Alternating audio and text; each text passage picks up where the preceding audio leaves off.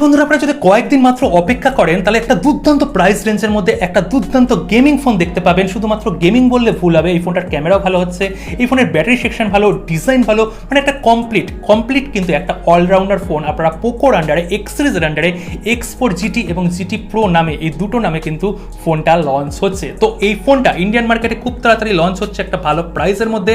তার মানে বাংলাদেশ মার্কেটও কিন্তু আপনারা যারা বাংলাদেশ থেকে দেখছেন, বাংলাদেশ মার্কেটও খুব তাড়াতাড়ি আনঅফিসিয়ালি আপনারা পেয়ে যাবেন। অফিসিয়ালি কবের দিকে লঞ্চ হবে এবং অফিসিয়ালি প্রাইস বাংলাদেশ মার্কেটে কেমন হবে, ইন্ডিয়ান মার্কেটে এটার প্রাইস কেমন হতে পারে, সমস্ত কিছু বিস্তারিত এই ভিডিওতে আলোচনা করব।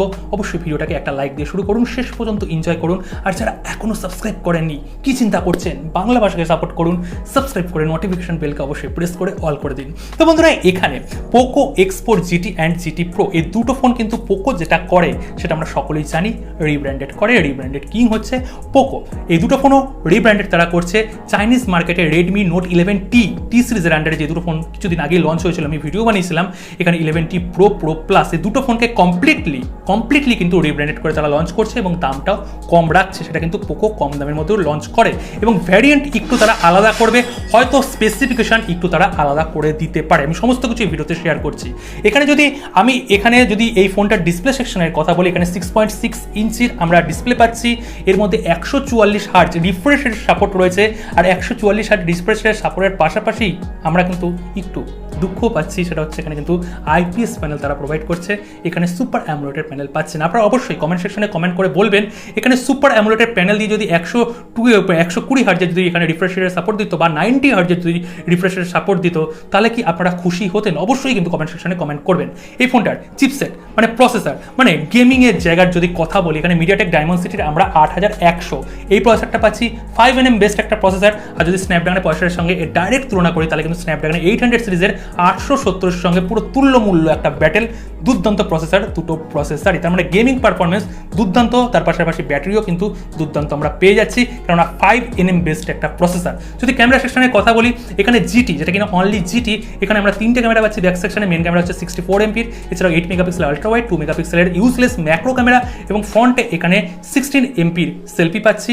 ব্যাক ক্যামেরা কিন্তু আমরা 4K 30 FPS এ ম্যাক্সিমাম সাপোর্ট পাবো। 60 FPS এরও হয়তো সাপোর্ট দিতে পারে, কেননা প্রসেসর হচ্ছে যথেষ্ট পাওয়ারফুল একটা প্রসেসর। এবং ফ্রন্টে এখানে কিন্তু আমরা পেয়ে যাচ্ছি ফুল HD 30 FPS এর সাপোর্ট। এখানে EIS এরও কিন্তু দিয়ে দিচ্ছে সাপোর্ট, OIS কিন্তু থাকছে না। কিন্তু GT Proতে এখানে জাস্ট একটু চেঞ্জ করবে পোকো, এখানে 108 MP ক্যামেরা মেন ক্যামেরা হিসাবে নিয়ে আসছে তারা। যদি এই ফোনটার আমি ব্যাটারি সেকশনের কথা বলি, যেটা বলেছিলাম, ব্যাটারিও কিন্তু দুর্দান্ত পাচ্ছি।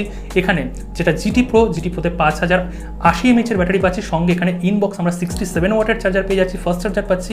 এবং GT Pro যেটা, সেখানে কিন্তু আমরা 4400 mAh এর ব্যাটারি পাচ্ছি, সঙ্গে ইনবক্স আমরা 120 ওয়াটের ফাস্ট চার্জিং কিন্তু পেয়ে যাচ্ছি।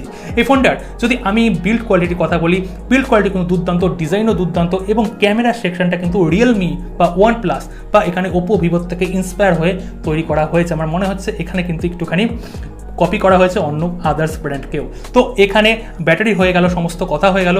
সফটওয়্যার সেকশনে আমরা ইনবক্স Android 12 পাচ্ছি MIUI 13 এর সাথে।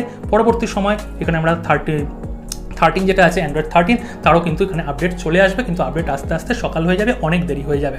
কিন্তু এখানে ডুয়েল স্টিরিও স্পিকারের সাপোর্ট দিচ্ছে, 3.5mm অডিও জ্যাকের সাপোর্ট দিচ্ছে, সমস্ত রকমের সেন্সর পাচ্ছি ইনক্লুডিং IR ব্লাস্টার পাচ্ছি, 3.5mm অডিও জ্যাক পাচ্ছি। কিন্তু যেটা পাচ্ছি না সেটা হচ্ছে মেমোরি কার্ডের সাপোর্ট। সাধারণত GT সিরিজে তারা মেমোরি কার্ডের সাপোর্টও দেয় না, এটা কিন্তু তারা ঠিক কাজ করেছে, কারণ মেমোরি কার্ড লাগালে ফোন স্লো হয়ে যায়, ওই জন্য সাপোর্ট দেয় না।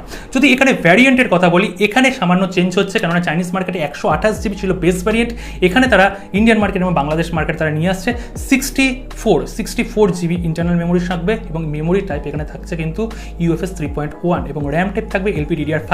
এখানে বেস ভ্যারিয়েন্টে থাকছে কিন্তু 6GB র্যামের সাপোর্ট, সঙ্গে এখানে 128GB ইন্টারনাল মেমোরির সঙ্গে 6GB র্যাম এবং 128GB ইন্টারনাল মেমোরির সঙ্গে এখানে 8GB র্যাম। এই তিনটে ভ্যারিয়েন্ট তারা GT Pro এবং GT এই দুটো ভ্যারিয়েন্টে কিন্তু তারা লঞ্চ করবে।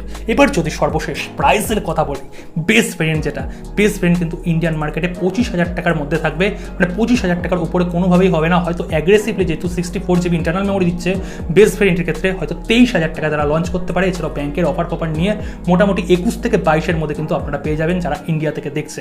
সেম ফোন বাংলাদেশে আনঅফিসিয়ালি চলে গেলে এটার প্রাইস কিন্তু 28 থেকে 29,000 টাকা চলে যাবে, 30,000 টাকা প্রাইস ব্র্যাকেটের মধ্যে থাকবে। এবং অফিসিয়ালি যখন লঞ্চ হবে, অফিসিয়ালি কনফার্ম এখনো হয়নি, যখন হবে তখন কিন্তু ওটার প্রাইস একটু বেড়ে যাবে, 35,000 টাকার কাছাকাছি বেস ভেরিয়েন্ট চলে যাবে। যদি আনঅফিসিয়ালিও মানি তাহলে এই 30,000 টাকার মধ্যে কিন্তু এইরকম কোনো ফোন এখন মার্কেটে নেই এত সুন্দর প্রসেসরের সাথে, মোটামুটি একটা ব্যালেন্স স্পেসিফিকেশনের সাথে এই মুহূর্তে বাংলাদেশ মার্কেটে মানে রয়েছে কোনো ফোন। সুতরাং এই ফোনটা কিন্তু একটা ভালো চয়েস হতে পারে যখন আসবে। ইভেনলি ইন্ডিয়ান মার্কেটেও যদি 21,000, 22,000, 23,000, 25,000 টাকার মধ্যে যদি আমি চলি তাহলেও কিন্তু একটা ভালো চয়েস হতে পারে। কেমন লাগলো এই ফোনটার স্পেসিফিকেশন কমেন্ট করে জানান। যারা সাবস্ক্রাইব করেনি সাবস্ক্রাইব করুন। আপনারা কোন টাইপের ভিডিও দেখতে পছন্দ করেন সেটাও কিন্তু অবশ্যই বলবেন, ফিডব্যাক দেবেন। আপনাদের সকলের ফিডব্যাক কিন্তু এই চ্যানেলের জন্য অত্যন্ত গুরুত্বপূর্ণ। সকলে ভালো থাকুন, পরবর্তী ভিডিওর অপেক্ষায় থাকুন, আসছি খুব তাড়াতাড়ি। দেখুন ঘেমে গেছি, কি বলবো, একটু যদি ভুল ত্রুটি হয় মার্জনা করে দেবেন। সকলে ভালো থাকবেন, সুখে থাকবেন।